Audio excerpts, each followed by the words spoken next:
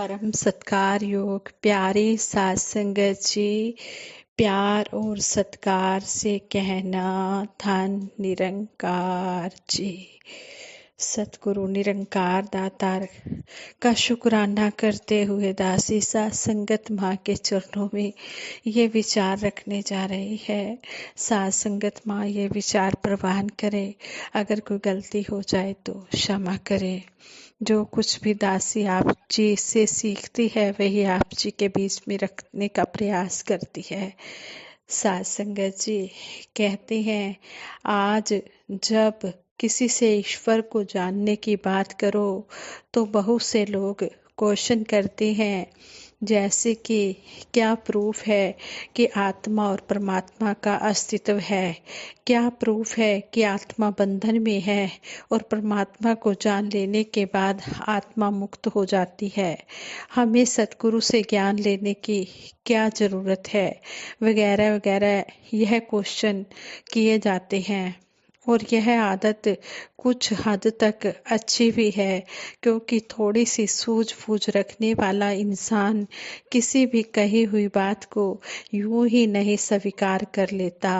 मानव का यह गुण होता है कि हर बात के पीछे छिपे हुए तर्क और हर संभव प्रूफ को खोजने की कोशिश करता है।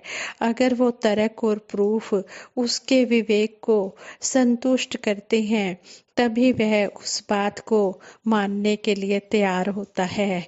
अध्यात्म हमारे जीवन का एक अर्जेंट, एक इम्पोर्टेंट पहलू है, परंतु हम कई बार इसे सिर्फ तर्क और भौतिक प्रमाणों के बल पर ही समझने की कोशिश करते हैं, जबकि अध्यात्म तो सेल्फ रियलाइजेशन का सब्जेक्ट है, केवल तर्क का नहीं। और इसके लिए भौतिक प्रूफ भी नहीं दिए जा सकते, क्योंकि अध्यात्म भौतिक जगत का विषय है ही नहीं है, विषय है ही नहीं, क्योंकि अध्यात्म भौतिक जगत का विषय है ही नहीं।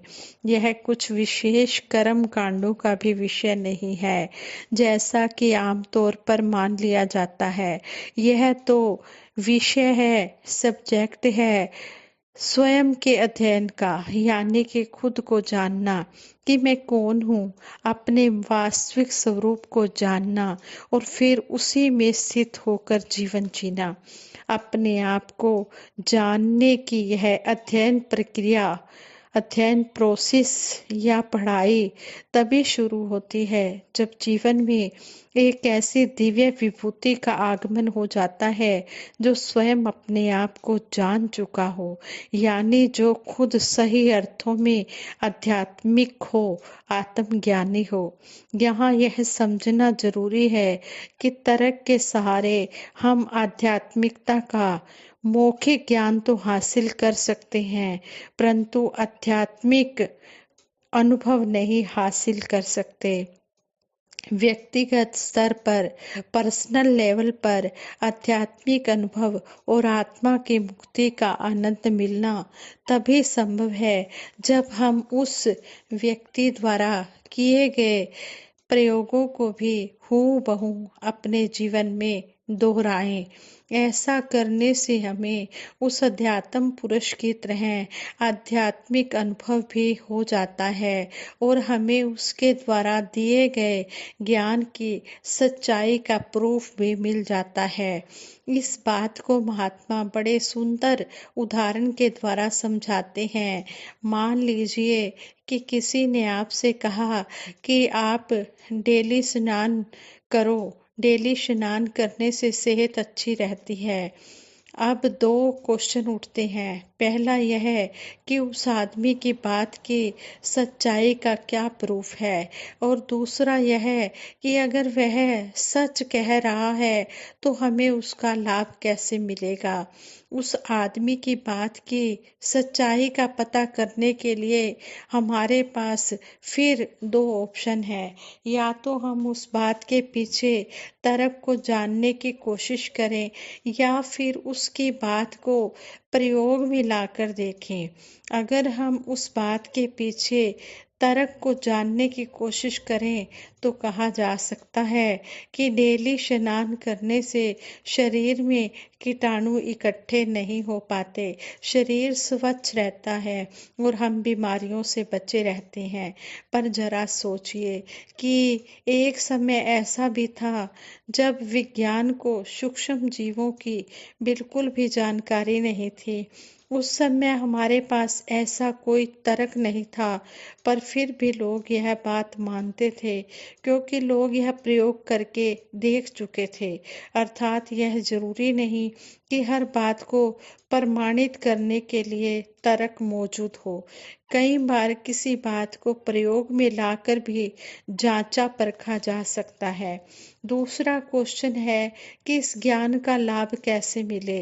तो यहाँ ध्यान देने योग्य बात यह है कि उस व्यक्ति ने हमें अच्छी सेहत का मौखिक ज्ञान तो प्रदान कर दिया, परंतु सिर्फ मौखिक ज्ञान से सेहत अच्छी नहीं हो जाएगी। अच्छी हेल्थ पाने के लिए, अच्छी सेहत पाने के लिए हमें उस ज्ञान को कर्म में लाना होगा। इसी प्रकार साइंस की पढ़ाई करने वाले हमारे साइंटिस्ट भी अनेकों बातें हमारे सामने रखते हैं। उनकी सच्चाई के लिए वह प्रयोग भी करते हैं, क्योंकि केवल तर्क पर टिका साइंस ज्यादा दिन नहीं चल सकता। वो उस बात पर साइंटिस्ट एक्सपेरिमेंट भी करते हैं जो बात की वो सच्चाई हमारे सामने लाते हैं। कहने का भाव यह है कि किसी भी बात को समझने के लिए तर्क का अपना एक विशेष महत्व होता है, किंतु उस बात की सच्चाई को महसूस करने के लिए प्रयोग करने पड़ते हैं, एक्सपेरिमेंट करने पड़ते हैं। और लाभकारी ज्ञान का लाभ भी उसे प्रयोग में लाने पर ही मिलता है। यह हमारी अपनी कमी है कि हम आत्मा, परमात्मा और ब्रह्म ज्ञान को केवल तर्क से समझना चाहते हैं, जिससे जिज्ञासु की पूरी संतुष्टि संभव नहीं है, जिससे जिज्ञासु पूरी तरह से खुश नहीं रह सकता। आज का इंसान अज्ञानता के अंधकार में पड़ा हुआ है, लेकिन वह यह मानने को तैयार ही नहीं है कि मैं अंधकार में हूँ और उजाले जैसी भी कोई चीज होती है। वास्तव में उजाले में आने के बाद ही उसे अंधकार के नुकसान और उजाले के लाभ का एहसास होता है। यह उसी तरह है जैसे एक कुएं में रहने वाला मेंढक यह मानने को तैयार ही नहीं होता कि सागर जैसी भी कोई जल राशि होती है जो मेरे कुएं से बहुत विशाल है। सागर में आने के बाद ही मेंढक को अपने कुएं की संकीर्णता और सागर की विशालता पर विश्वास आता है। ब्रह्म ज्ञानी सतगुरु की कृपा से जब ज्ञान की नजर मिल जाती है तो सहज ही हम इस मिथ्या संसार के कण कण में, हर मानव में इस सत्य निराकार प्रभु की मौजूदगी का एहसास करने लगते हैं। इस प्रकार आत्मा और परमात्मा के अस्तित्व का प्रूफ भी मिल जाता है और रहा बंधनों और उन बंधनों से मुक्ति के प्रूफ का क्वेश्चन, तो सच्चाई में स्थित होकर माया के बंधनों से मुक्त होने के बाद ही इंसान को ये एहसास होता है कि मैंने अब तक का जीवन भ्रमों और बंधनों में ही बिता दिया। निरंकार की विशालता, निर्मलता और पूर्णता से एकत्व स्थापित होने के बाद आदमी को अपनी पहले की संकीर्णता, मलिनता और अधूरेपन का बोध हो जाता है।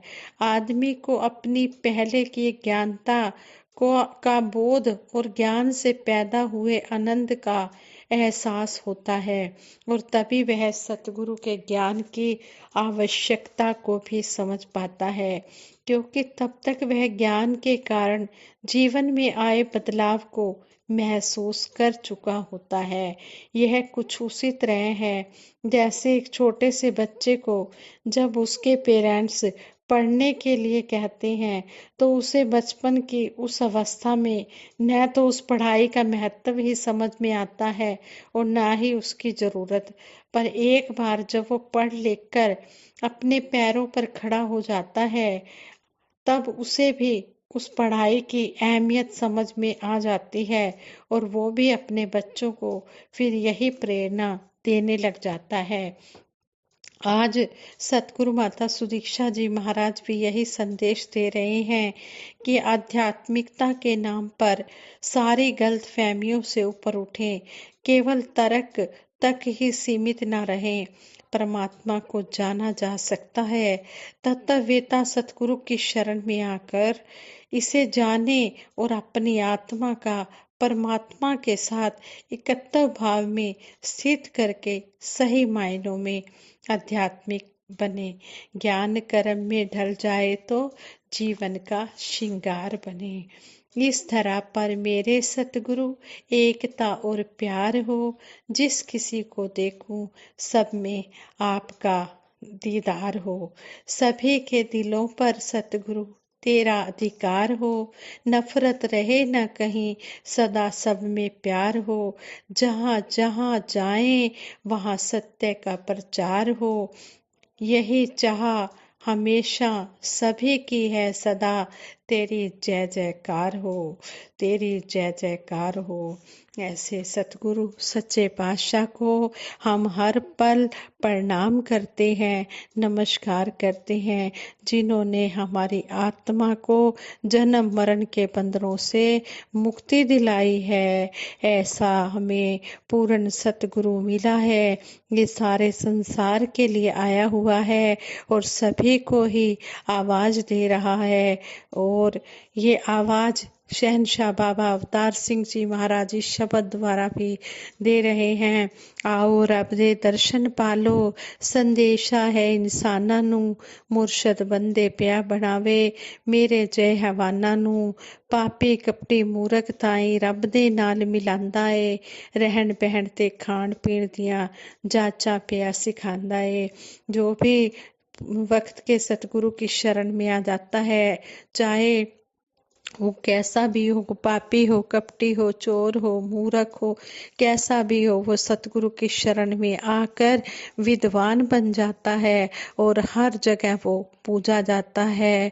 इसलिए हम जुड़े रहें और सतगुरु के आशीर्वाद प्राप्त करते रहें। पापी कपटी मूर्ख ताई रब दे नाल मिलांदा है, रहन बहन ते खान पीन दियां जाचा पिया सिखांदा है। ये सब कुछ सिखा रहा है किस तरह हमने खाना है, पीना है, रहना है, हमारा रहन सहन कैसा हो, बोली भाषा कैसी हो, ये हमें सतगुरु सब सिखा रहा है। इस तरह हमें समझाया गया है कि रहन बहन ते खान पीन दिया जाचा पिया सिखांदा है। गम फिकर सब दूर है करदा, दिल दा कमल खिलांदा है, कहे अवतार है समा सुहाना, रूह नू रब मिलांदा है।